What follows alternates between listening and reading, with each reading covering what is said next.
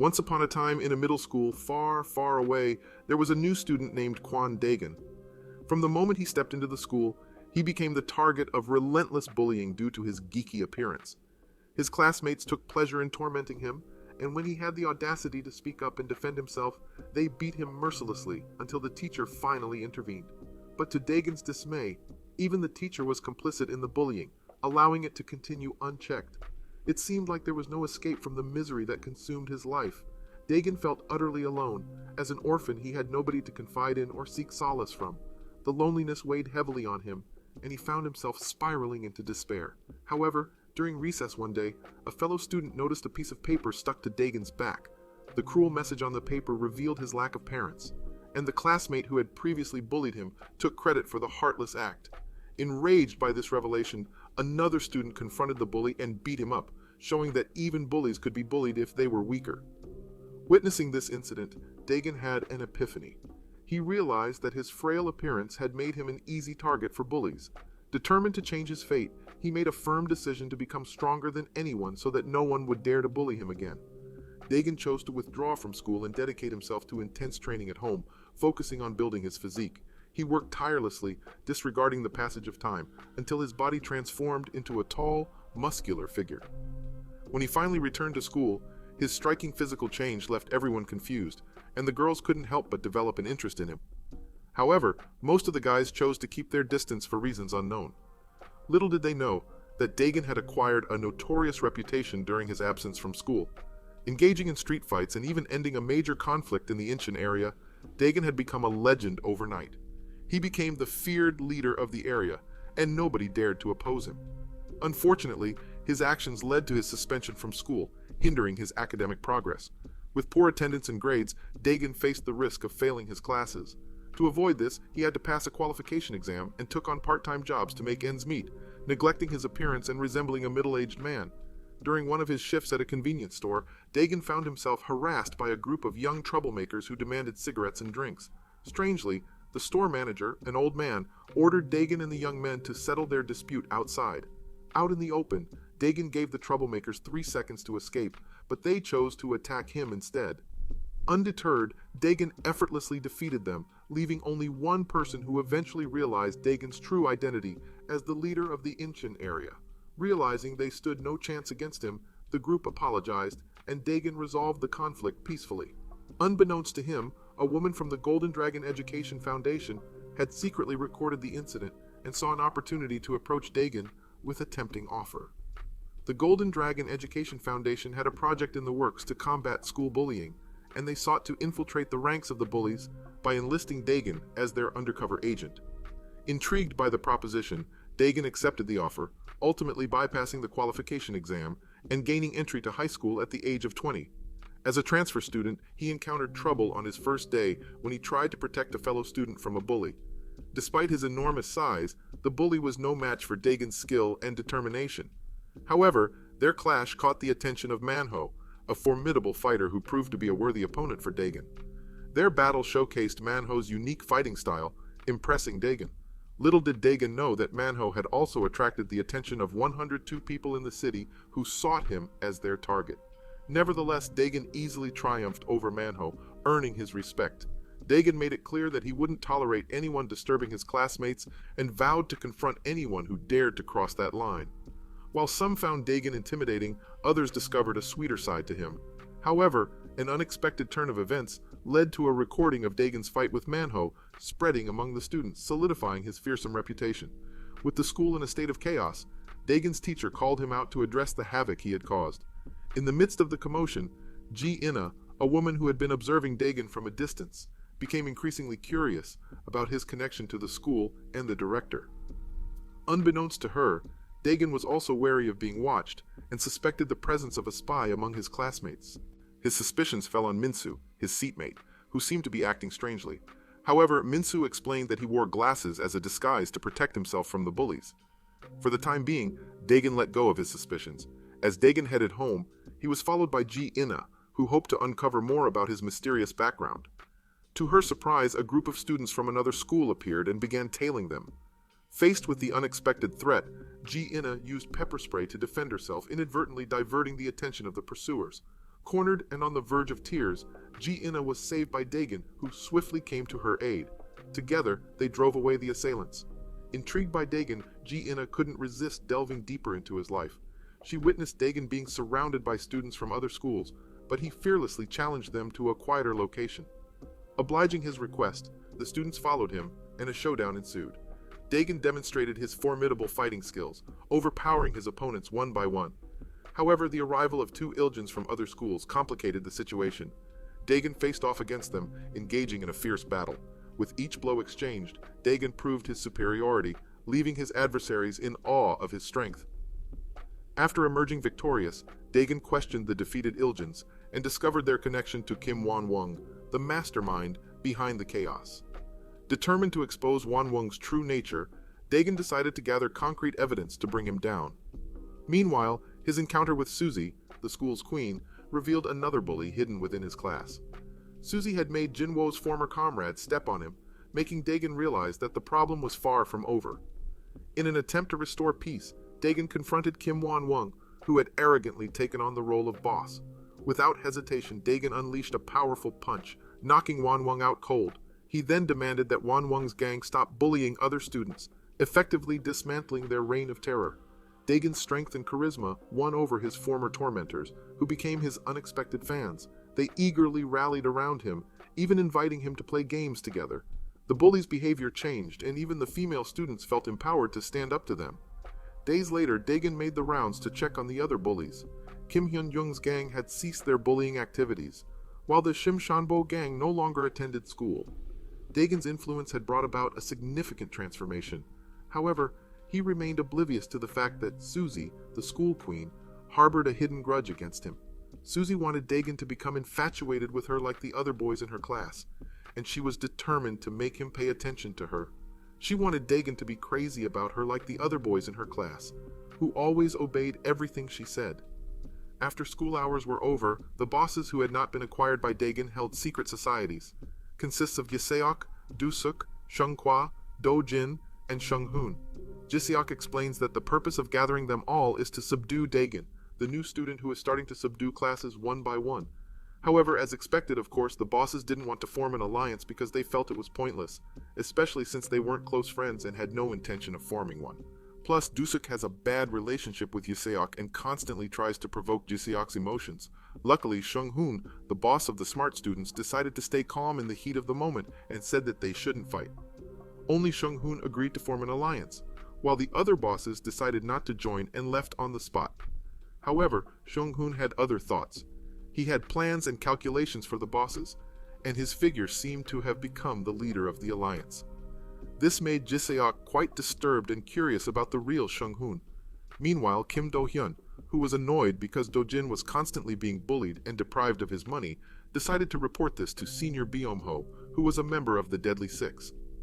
When Dojin was hanging out with his friends and talking about money, alliances, and other trivial topics, suddenly they were approached by Senior Byung-ho and some of his colleagues. Everyone immediately saluted Senior Byung-ho, including Dojin. However, when Dojin saw Do-hyun's terrified figure behind Senior Byung-ho, he started to suspect something. Dojin realized that Senior Byung-ho came at the request of a fee from Do-hyun. Feeling irritated, he tried to ask Do-hyun, but Do-hyun, who was short-sighted, could only tremble and take cover behind Senior Byung-ho's big body. Seeing Do-hyun's anxiety, Senior Byung-ho assured him that he was safe as long as he was by his side, and that he was only teaching his naughty juniors a little lesson. Hearing that, Dojin laughed loudly and mocked Senior Byung-ho, who still boasted that he was still in the organization when in fact he wasn't. Provoked by Dojin's taunts, Senior Byung-ho became emotional and slapped Dojin. He then cursed at Dojin and threw a punch at him, but to his surprise, Dojin felt no pain at all and instead mocked him for being weak after being kicked out of school. Only a few seconds later, Dojin countered Senior Byung-ho's punch with a very hard punch to his stomach, making Senior Byung-ho immediately feel extreme pain. Dojin continued to hit him many times, even making him sit down and punching him really hard in the face. Dojin's friends who witnessed how he beat Senior Byung-ho tried to stop him, but Dojin, who was obsessed with money, didn't care. He got annoyed at Do-hyun, who actually paid Senior Byung-ho to beat him instead of giving him the money. Hearing this, the two people who came with Senior Byung-ho became annoyed and provoked, joining in beating Dojin for his impolite behavior. In South Korean culture, seniority is highly valued, and politeness to someone older is highly prioritized, no matter how bad the person is. Dojin, without hesitation, hit Senior Byung-ho's two senior friends and managed to send them both flying. Dojin's friends, who saw him fight against two seniors with big bodies, tried to help him, but Dojin forbade them because he only wanted Donghyun's money for himself. With a terrible laugh, Dojin continued to attack the seniors and smirked at Donghyun, asking for his money. Seeing this, Donghyun, who was afraid, immediately cursed and tried to run away. Unfortunately, Senior Byung-ho, who tried to hit him with a baseball bat, managed to make Donghyun run away. After successfully beating Senior Byung-ho and his friends, Dojin was very satisfied while his friends were scared because Senior Byung-ho was a member of a gang. But Dojin wasn't afraid and believed that they were only pretending to be gangsters to gain respect from others. In the midst of all these events, Dagon was called by the former first-grade boss who had been defeated by Dagon. The former bosses believed that Dagon wanted to conquer all the first-class bosses. Dagon, not considering the conversation important, tried to leave. However, one of them prevented Dagon from leaving and explained something that is considered very important in this school, namely, operating expenses and money. At first, Dagon stated that the class didn't need to raise money for the bosses, let alone give it away for such insignificant things. However, he soon discovered the strong hierarchy and embedded system in place. The money was not only collected and given to the boss, but also a percentage would be given to upperclassmen at level 2 and level 3. Dagon couldn't immediately start a big war by ordering his classmates not to collect money since it would trigger a fight, and he would be seen as challenging all the bosses at school. Later, Dagon was suddenly called by Jinmo to go to the schoolyard where Suzy was sitting. Annoyed by being toyed with, Dagon held Jinmo's head and didn't want to meet Suzy. However, seeing this, Suzy got angry and told Dagon to remove Jinmo's head because only she was allowed to hit Jinmo. But Dagon didn't want to comply and said that Suzy should do as he said because now her class is under his leadership. Suzy smiled and said that she was above all the rules because she was a queen, but Dagon didn't care. In an unexpected turn of events, Suzy grabbed Dagon by the collar and started to act awkwardly, her face turning red. Suzy's intention was to subdue Dagon, but for some reason she couldn't. Her heart was beating fast, and instead she called Dagon Appa, Dad. On the other hand, Dojin, who was with second-year seniors Jia-ok and Gong Myung, witnessed Jia-ok beating up late-paying students who hadn't contributed to the money collection. Dojin realized that Jia-ok, who often lectured on Buddhist teachings, had a violent side when it came to collecting money. Dojin asked Jia-ok how much money they collected from the students, and he was surprised by the significant amount. He became even more determined to defeat Dagon and persuade the first graders to submit to him. After witnessing Jia-ok's actions, Dojin challenged Dagon to a fight in front of the sophomores, betting on the outcome. If Dojin lost, he would do whatever Dagon asked, but if he won, Dagon would have to give up his plans and acknowledge Dojin's authority.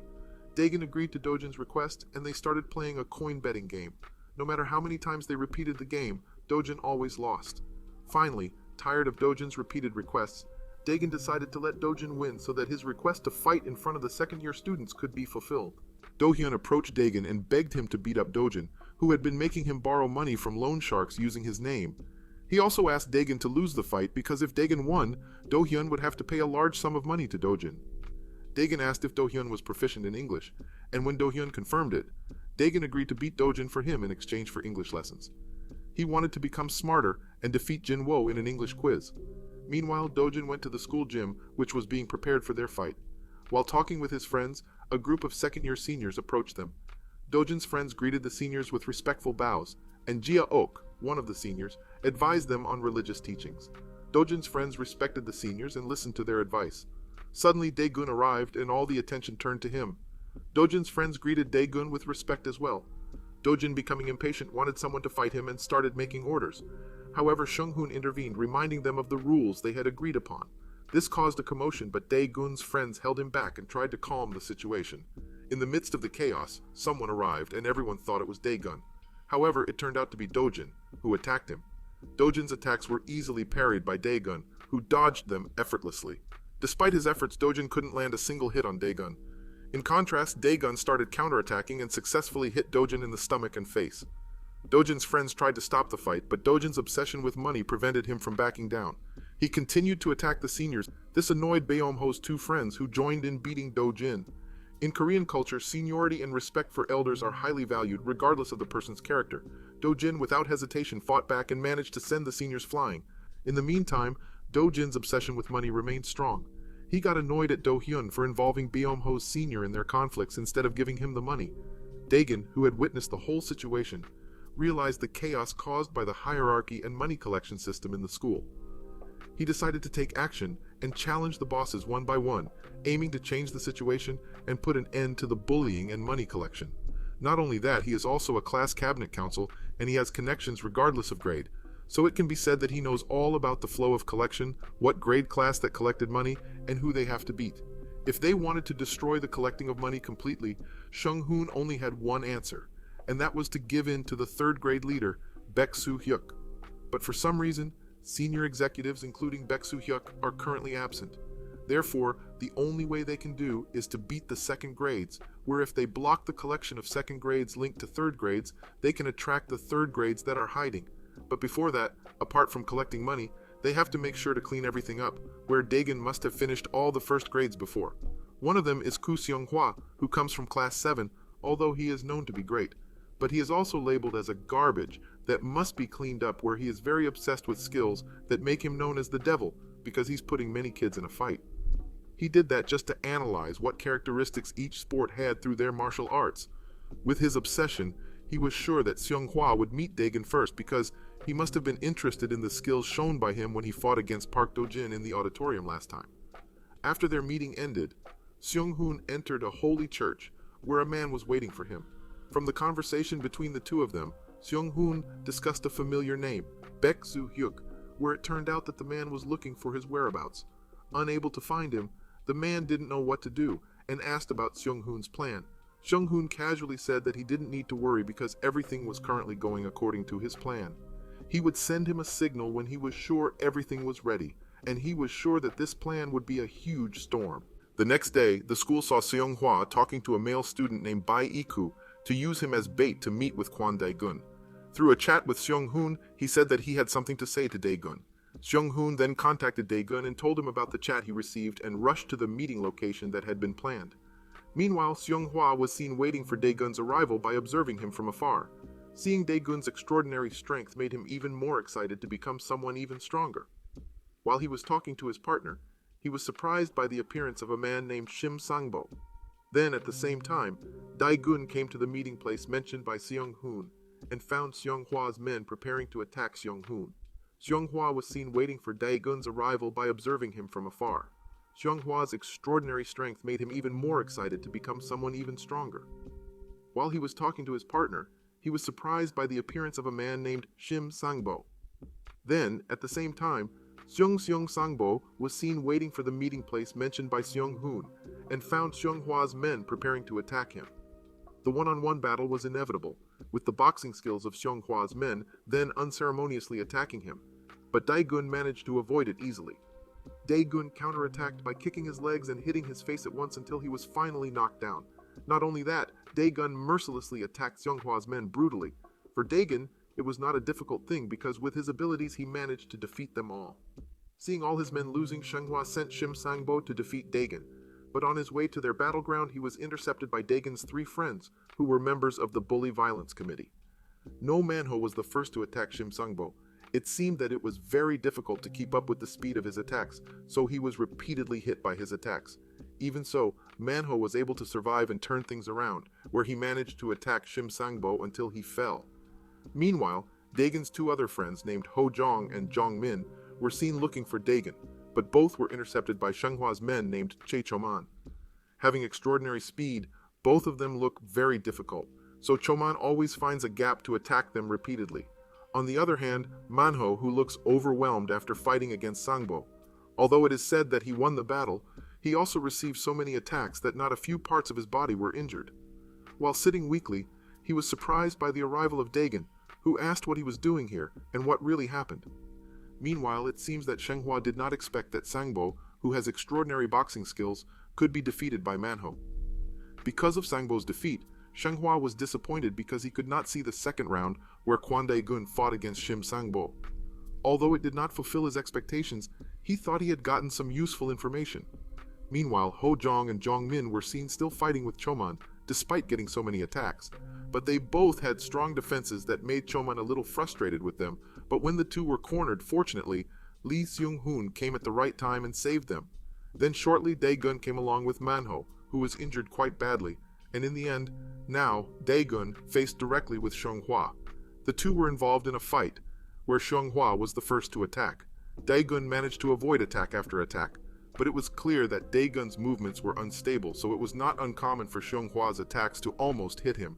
But even so, it cannot be denied that Daegun's strength is so extraordinary that he can defeat Xianghua in a very fast time.